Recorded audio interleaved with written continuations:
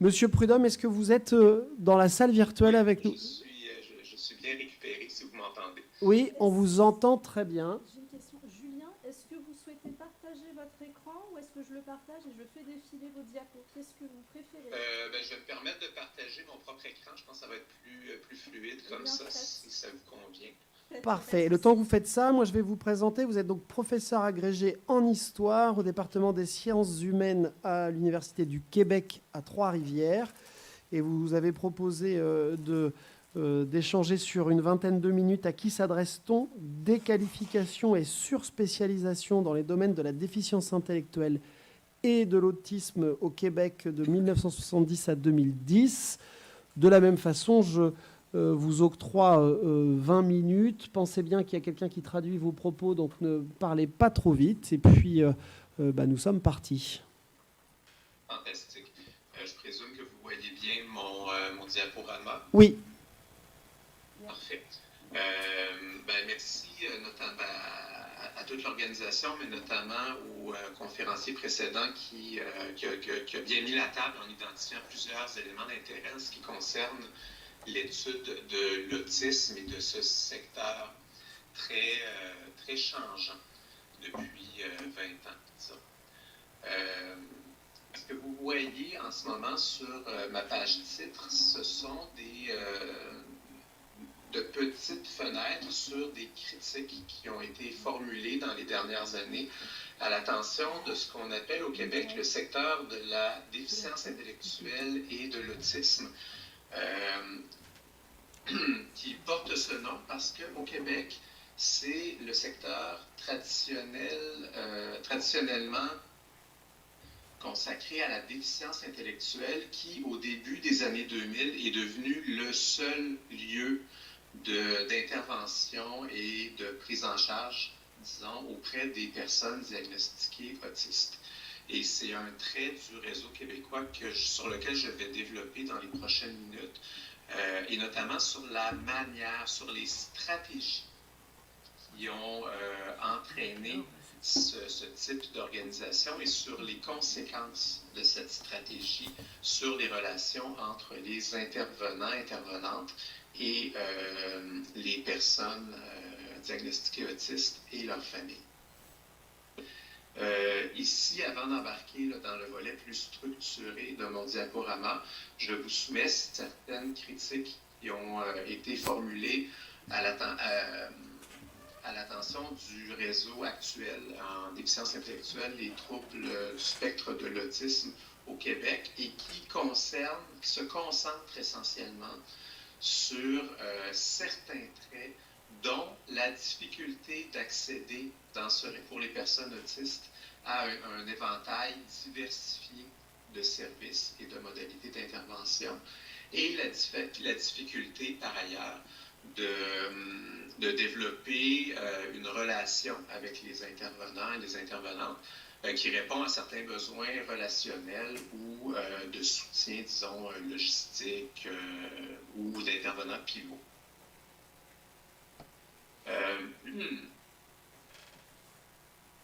Le cœur de mon exposé porte sur le fait qu'il est difficile pour les familles d'enfants en situation de handicap de bâtir une relation stable avec les intervenants qu'on leur assigne. Et c'est un défi qui, dans le domaine de l'autisme, est compliqué par le fait que l'identité professionnelle des intervenantes est très fluide. Elle change beaucoup dans le temps et à tout moment, elle demeure largement ambiguë. Et cette ambiguïté, cette fluidité, cette instabilité dans la situation des intervenantes, elle est patente dans le domaine de la déficience intellectuelle et de l'autisme au Québec dans les 40-50 dernières années. Durant la période qui m'intéresse aujourd'hui, le secteur de la déficience intellectuelle et de l'autisme au Québec vit deux grandes évolutions qui seront les deux fils conducteurs de ma présentation. Ce sont les deux catégories que vous avez sous les yeux. Le premier fil conducteur de ma présentation, c'est l'évolution des catégories diagnostiques qui sont utilisées pour désigner les enfants en situation, disons, de handicap cognitivo-comportemental à partir partir des années 1980. C'est un phénomène mondial qui inclut à la fois, d'une part, le recul de la population désignée comme ayant une déficience intellectuelle, et d'autre part, ce qu'on peut qualifier d'essor de l'autisme, c'est-à-dire l'explosion de la prévalence des diagnostics de troubles du spectre de l'autisme, selon des chronologies qui varient beaucoup d'un pays à l'autre. Cet essor de l'autisme, par exemple, survient au Québec, surtout après 1995. Un deuxième fil conducteur de l'expérience québécoise, c'est l'évolution des stratégies des établissements et, pour ce qui nous occupe aujourd'hui, des établissements spécialisés en déficience intellectuelle et en autisme. Ces centres, ces établissements adoptent, surtout à partir des années 90, des politiques qu'on peut qualifier d'injonction au professionnalisme. Et ça, c'est quelque chose qui est intéressant parce que souvent, en sociologie ou en histoire ou en politique des professions de santé, on va souvent s'appuyer sur le concept de projet professionnel qui désigne des stratégies des intervenants de terrain qui profitent de leur position sur le terrain pour implanter des catégories de diagnostic, des catégories de pensée, des approches. Mais on s'intéresse beaucoup moins à un autre type de stratégie, qui est la stratégie d'injonction au professionnalisme, qui désigne, elle, une stratégie d'administrateur, une stratégie d'administration qui impose à leur personnel une obligation de se professionnaliser, bon gré, mal gré, généralement dans le but de capter une certaine clientèle. La thèse que je partage avec vous aujourd'hui, c'est la manière dont, entre 1995 et 2010, les administrations des centres de déficience intellectuelle, c'est eux qui sont qualifiés de CRDI sur mon diaporama, vont utiliser cette stratégie d'injonction au professionnalisme pour capter la clientèle autiste qui est en pleine émergence et la canaliser dans un corridor de services particulier qui est le réseau historique de la déficience intellectuelle. Et je veux montrer que cette stratégie particulière a des effets sur les personnes diagnostiquées et sur leur famille. Quels sont ces effets? Les effets de cette stratégie d'injonction et de captation de la clientèle autiste? Ça a d'une part comme effet d'envoyer les personnes autistes, de référer, d'aiguiller les personnes autistes dans une voie institutionnelle particulière, qui est le Réseau québécois de la déficience intellectuelle, et qui est historiquement le chemin, le réseau le plus à part, le plus séparé de tout le réseau de la santé, le plus isolé, si on veut, de tout le réseau de la santé et des services sociaux au Québec. Deuxièmement, cette stratégie a pour effet, pendant plusieurs années, même si ça s'atténue depuis quelques années, a eu pour effet d'imposer pendant des années un inventaire restreint d'interventions auprès notamment des enfants diagnostiqués autistes, qui était notamment l'inventaire des interventions comportementales intensives. Je vais vous proposer un exposé historique, donc chronologique en 2 temps, en commençant par la période s'étend de 1975 à 1995 pour montrer un contexte qui est pertinent à mon propos. Au tout début des années 1970, le secteur québécois, qui à ce moment est seulement le secteur de la déficience intellectuelle, fait un virage qui est celui de l'internat moderne, c'est-à-dire qui vise à encadrer les enfants déficients intellectuels dans des internats, des pensionnats, si vous voulez, qu'on appelle des centres d'entraînement à la vie, qu'on construit en grand nombre pendant une petite période de temps, entre 1969 et 1973. Et cette réforme accélérée a 2 effets sur le secteur de la déficience intellectuelle. D'une part, elle creuse cette distance que j'évoquais entre les institutions de la déficience intellectuelle et le reste des réseaux québécois de la santé ou de l'éducation. Et d'autre part, cet internat moderne organise tout le secteur de la déficience intellectuelle autour d'une hiérarchie entre le personnage du professionnel clinicien et le personnage de l'éducateur, moins qualifié. Et ça crée une grande valorisation des modèles cliniques d'intervention qui correspondent par exemple à un ergothérapeute, un psychologue, une orthophoniste. À un point tel que même l'autre personnage, c'est-à-dire même les éducateurs, vont intérioriser l'idée que pour monter les échelons dans le domaine, il faut devenir un professionnel, il faut se faire thérapeute en adoptant le modèle clinique d'intervention. Et tout au long de la période des années 70, 80, début 90, ce à quoi on va assister, c'est qu'on va voir les éducateurs essayer de se transformer, mettre beaucoup d'efforts pour se transformer en professionnels, pour se professionnaliser.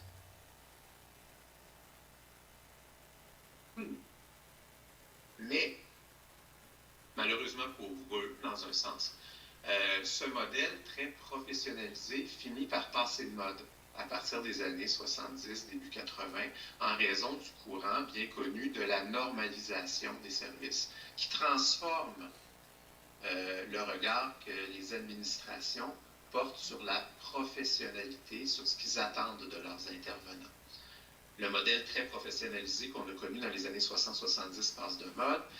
De l'internat, on passe on le sait, à la désinstitutionnalisation des services et des clientèles. Et donc, on veut relocaliser des services moins intensifs, moins cliniques, adressés à des populations plus étendues.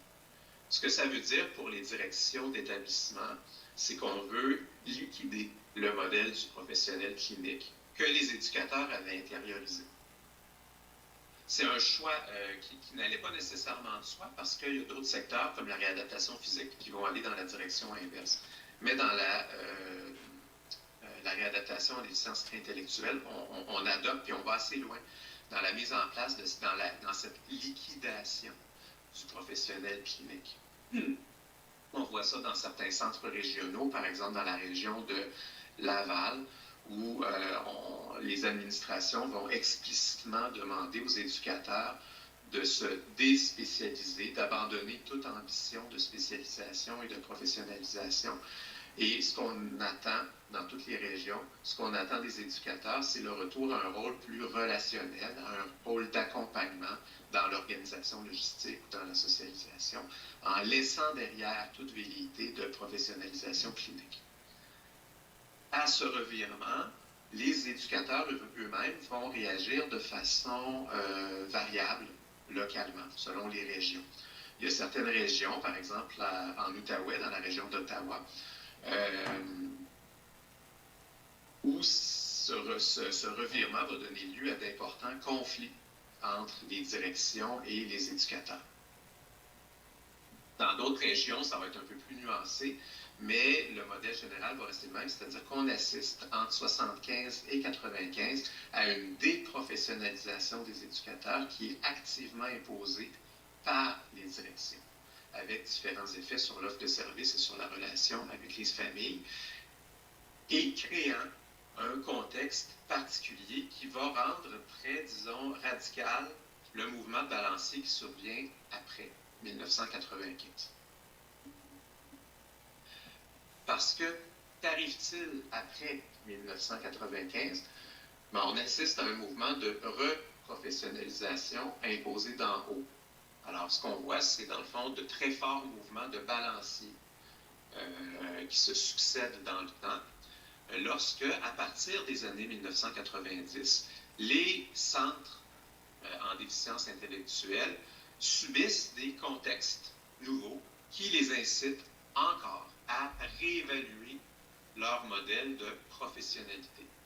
Quels sont ces éléments de contexte? D'une part, des réformes dans le réseau de la santé qui rehaussent la plus-value du modèle clinique médical de professionnalisation, tout particulièrement en ce qui concerne les enfants. Ça devient payant dans le réseau de la santé d'offrir des services individuels intensifs aux enfants. C'est vrai dans les réseaux de santé, c'est vrai dans les réseaux de l'éducation. Un autre élément de contexte qui affecte les directions des centres de déficience intellectuelle, c'est le recul du nombre d'enfants désignés déficients intellectuels. Un recul assez drastique. Ces deux éléments de contexte-là ont pour effet sur les centres en déficience intellectuelle de voir leur clientèle traditionnelle d'enfants présentant une déficience intellectuelle diminuer en nombre ou devenir déqualifiante. En réaction à cela, les directions, les centres de déficience intellectuelle vont adopter une stratégie, vont adopter explicitement une stratégie qui consiste en quoi? Qui consiste à dire, bon, ben, si la clientèle habituelle en déficience intellectuelle n'est plus porteuse d'avenir, si les modalités qui lui sont associées ne sont pas qualifiantes, alors on doit capter une nouvelle clientèle. Et nous capterons la clientèle émergente des enfants diagnostiqués autistes. C'est un choix.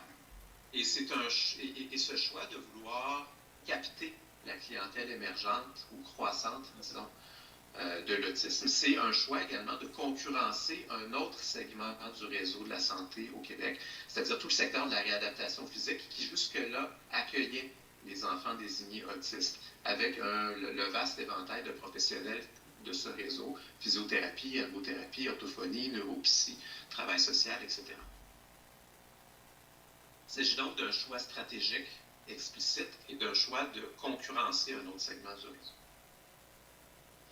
Quelle forme prendra cette stratégie?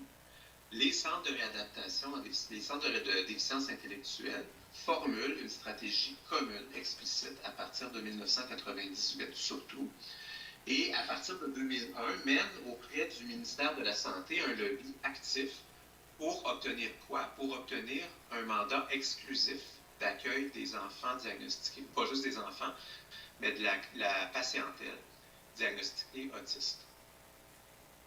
Pour obtenir un tel mandat, pour gagner cette lutte politique, les centres de déficience intellectuelle doivent se distinguer de ce qui se fait déjà dans le secteur concurrent de la réadaptation physique. Comme le secteur concurrent de la réadaptation physique a comme atout une offre professionnelle variée, une offre de modalités cliniques variées, les centres de déficience intellectuelle vont plutôt assimiler l'autisme à une modalité unique, distinctive, soit l'intervention comportementale intensive, qui présente aussi l'avantage d'être, entre guillemets, relativement standardisée et donc, à leurs yeux, facile à implanter rapidement dans leur réseau. Ils vont être aidés par des alliés, par exemple des psychologues en pratique publique-privée qui sont en train d'introduire l'intervention comportementale intensive dans leur marché et vont ainsi faire valoir auprès du ministère de la Santé que puisque l'autisme requiert de l'ICI, de l'intervention comportementale intensive, alors c'est leur réseau à eux qui devrait en obtenir le mandat exclusif. Et ils obtiennent gain de cause. Ils obtiennent gain de cause en 2003, obtenant du ministère une directive qui s'assure que désormais, les personnes diagnostiquées autistes seront aiguillées exclusivement vers le réseau qu'on va appeler DI-TED ou DI-TSM. Et à partir de ce moment-là, tous les centres de réadaptation, tous les centres de déficience intellectuelle vont se mobiliser et prendre le virage de l'intervention comportementale intensive, vont implanter l'intervention comportementale intensive à leur tour dans leur offre de services. Cette stratégie des directions a des effets sur les éducatrices. Là, je parlais d'éducateurs, là, je parle d'éducatrices. C'est pour indiquer par ailleurs que chronologiquement, on assiste à un renversement de la composition de ce corps de métier. Cette stratégie a des effets sur les éducatrices. À partir de ce moment-là, à partir de la fin des années 90 et surtout à partir de 2001 et 2003, la faible professionnalité clinique des éducatrices devient un obstacle à cette stratégie, devient un manque, devient un problème. Là, tout d'un coup, on voit dans le discours des directions de centres en déficience intellectuelle un jugement désormais péjoratif, négatif sur, en guillemets, le manque de connaissances, le manque de capacité en intervention spécialisée et en intervention individuelle des éducateurs et des éducatrices. Ce qui avait été imposé aux éducateurs dans les années 80 devient un obstacle vers 2000. Et les centres adoptent localement des stratégies variées pour reprendre leur vocabulaire, rehausser le niveau d'expertise clinique, notamment en intervention comportementale intensive, afin d'effacer la préférence des éducateurs pour une pratique plus relationnelle.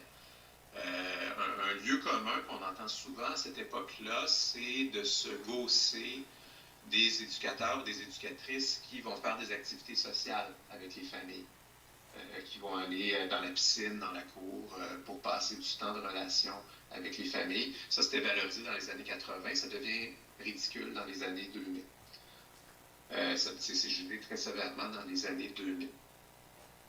Les centres vont localement adopter une variété de stratégies. Certains, comme le pavillon du parc en Outaouais, vont remplacer progressivement les postes d'éducatrices par des postes de psycho-éducatrices qui sont des cliniciennes, qui ont un diplôme de maîtrise, qui sont membres d'un ordre professionnel à caractère très clinique.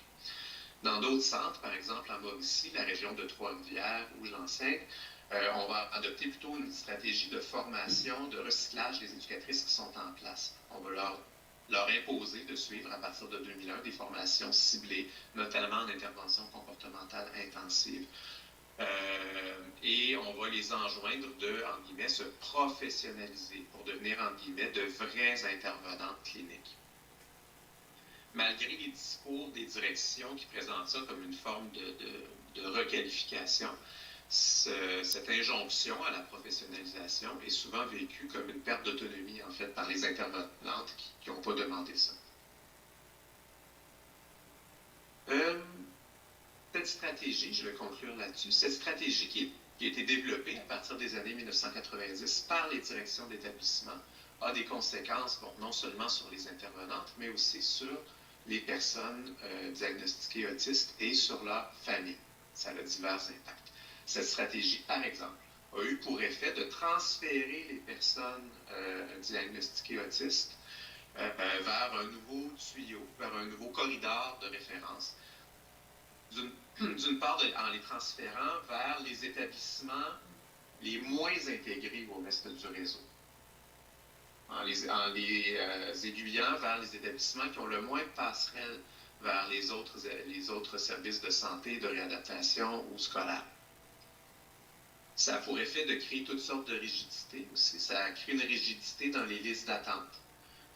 Concrètement, le cas classique, c'est l'enfant de 3-4 ans qui tombe sur une liste d'attente en réadaptation physique, mais lorsqu'il ou elle obtient un diagnostic d'autisme, change de liste d'attente. Il doit être envoyé dans un autre réseau. Et là, voit son attente non seulement prolongée, mais subit généralement des bris de service. De ce fait, du simple fait d'avoir obtenu un diagnostic d'autisme. Ça favorise aussi cette stratégie, une rigidité dans les modes d'intervention, parce que pendant plusieurs années, ça aiguille les personnes diagnostiquées vers un réseau qui privilégie une modalité unique, intervention comportementale intensive, au moment même où le profil des personnes autistes devient de plus en plus hétérogène. Et par ailleurs, ça je ne l'ai pas indiqué sur mon diaporama, mais ça a aussi, cette stratégie a aussi pour effet de concentrer énormément de ressources sur certains besoins et certains âges de la vie, au détriment d'autres. Et de façon plus générale, et je conclus là-dessus,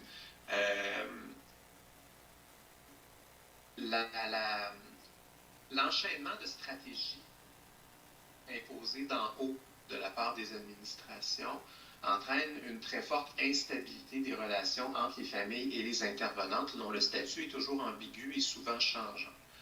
Dans le dernier épisode que j'ai évoqué, la professionnalisation à pleine vapeur des services a dévalué considérablement les besoins relationnels exprimés par les familles. C'est ce qu'on voyait dans une des interventions que j'évoquais en tout début de communication. Ça a d'évaluer notamment tout le rôle des intervenants dits pivots.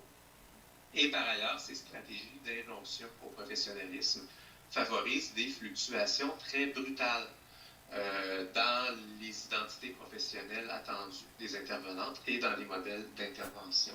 Ce qui complique, encore une fois, le défi des familles qui cherchent à stabiliser leurs relations avec les intervenants du réseau.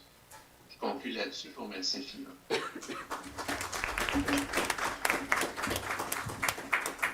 Merci beaucoup. Vous êtes parfaitement dans les temps. On va pouvoir donc passer aux questions dans la salle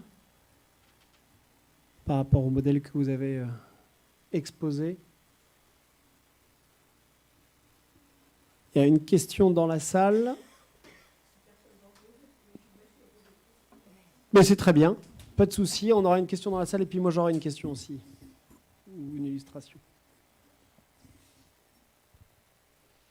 Je remercie beaucoup l'orateur pour son exposé sur la situation de l'autisme et je dirais les traumatismes qu'ont vécu les professionnels. Voilà. Le cas de l'autisme est tout à fait intéressant en fait parce que enfin on a cru qu'on avait trouvé une origine organique des maladies mentales. C'était vraiment génial quand même parce que on n'avait pas les origines organiques de l'hystérie, de la dépression. Voilà. Donc là enfin il y a eu des recherches qui ont donné espoir qu'il y avait une origine organique de l'autisme. Voilà.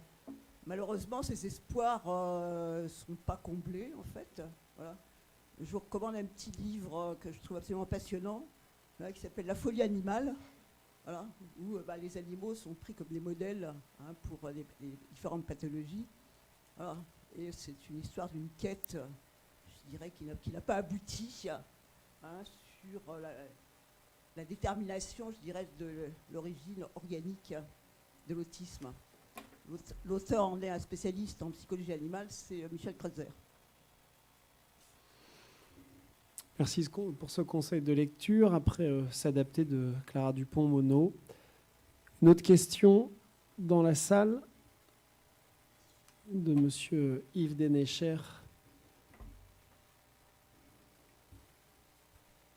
Merci pour votre présentation. Est-ce que, mais je regarde Gildas qui est à côté de moi parce que ça s'adresse autant à lui peut-être qu'à vous, je ne sais pas. Est-ce que vous avez remarqué des circulations ou des transferts entre ce mouvement de déprofessionnalisation et de reprofessionnalisation que vous avez identifié au Québec avec d'autres j'allais dire avec d'autres espaces, par exemple je sais pas, l'Europe du Nord, la Scandinavie ou la Grande-Bretagne ou quelque chose comme ça. C'est-à-dire qu'est-ce que ce mouvement-là, vous l'identifiez comme étant strictement québécois ou est-ce qu'il s'inscrit dans une transnationalité pendant la même période? Alors c'est un peu une question sur le comparatisme, mais enfin, voilà. Merci. Oui, je vous en remercie. Oui, il va de soi que le Québec n'est pas encapsulé. Il y a divers éléments, dont évidemment le mouvement, ce que j'ai qualifié rapidement, le mouvement de la normalisation, de la désinstitutionnalisation, n'a évidemment rien de québécois. Et les influences les plus explicites, disons, au Québec, étaient celles qui venaient, vous l'avez dit, de Scandinavie, dans ce cas-là. Ce qui caractérise, et par ailleurs, toute la vague vers l'intervention comportementale intensive et la reformulation de l'autisme comme un trouble comme une condition qui appelle l'intervention comportementale intensive comme modalité à peu près unique, ça aussi, ou en tout cas privilégié. Ça aussi, c'est un phénomène international, en bonne partie anglo-saxon. Et je dirais que les références les plus influentes au Québec sont les influences états-uniennes au début des années 2000. Et cette espèce de moment durant lequel l'intervention comportementale intensive s'impose comme une modalité hégémonique. pendant un certain temps, après lequel on ressent le besoin un peu de rétro-pédaler pour prendre acte de la diversité des besoins de la patientèle autiste. Ça, c'est un phénomène aussi est très partagé. Puis, la manière précise dont c'est vécu au Québec ressemble beaucoup à la trajectoire qu'on voit dans d'autres lieux, dont le Royaume-Uni, dont d'autres provinces canadiennes, dont des États américains, pour ce que moi j'en connais. Le cas québécois me semble intéressant parce qu'il chaque étape me semble radicalisée dans le cas québécois par le fait que par l'isolement du réseau de la déficience intellectuelle à l'échelle du reste du réseau. Le fait que les institutions de déficience intellectuelle soient historiquement un peu à part, ça c'est commun à plusieurs juridictions. Par contre, cet isolement est historiquement plus prononcé au Québec pour toutes sortes de raisons, me semble-t-il. Et pour des raisons contingentes que j'ai évoquées dans ma communication, il s'avère que cet isolement plus accentué des institutions de déficience intellectuelle a un effet encore aujourd'hui sur l'offre de services aux personnes autistes. Alors que ça aurait pu être très, très, très différent, mais pour des raisons contingentes, ce réseau isolé de la déficience intellectuelle a ressenti le besoin et a réussi à capter un monopole sur, pour le dire ainsi, sur la patientèle autiste. Et cet enchaînement un peu de contingence fait que cette trajectoire générale partagée avec d'autres pays a particulièrement beaucoup de voilure au Québec, ce qui permet de bien faire ressortir les grands traits de cette trajectoire. C'est du moins mon avis. J'espère que ça répond à peu près à votre question. Oui, je pense que tout à fait. Moi, j'ai juste une dernière illustration avant de passer la parole. En fait, je trouve que entre les discussions de la salle, ce que vous présentez dans votre exposé très clair et concis, c'est qu'on a toujours un balancier autour du handicap de l'enfant entre le tout médical jusqu'à un moment où le tout thérapeute jusqu'à un tout éducatif. Ça varie tout le temps et ça illustre bien aussi et que ça va en fonction ou en parallèle des avancées diagnostiques, thérapeutiques, si on médicalisait entre guillemets le handicap. Et je trouve que votre illustration, elle est tout à fait pertinente. C'est aussi l'intervention dans la salle tout à l'heure sur cet élément-là. Et on a toujours cette impression qu'à un moment, on rentre en concurrence entre une approche médicale, thérapeute, versus une approche éducative ou sociale, ce qui, à mon avis, est se tromper, en fait, puisque le parcours de l'enfant, il est tout, en fait. Donc voilà, c'était juste un élément d'illustration. Et en tout cas, je voulais vous remercier d'avoir tenu le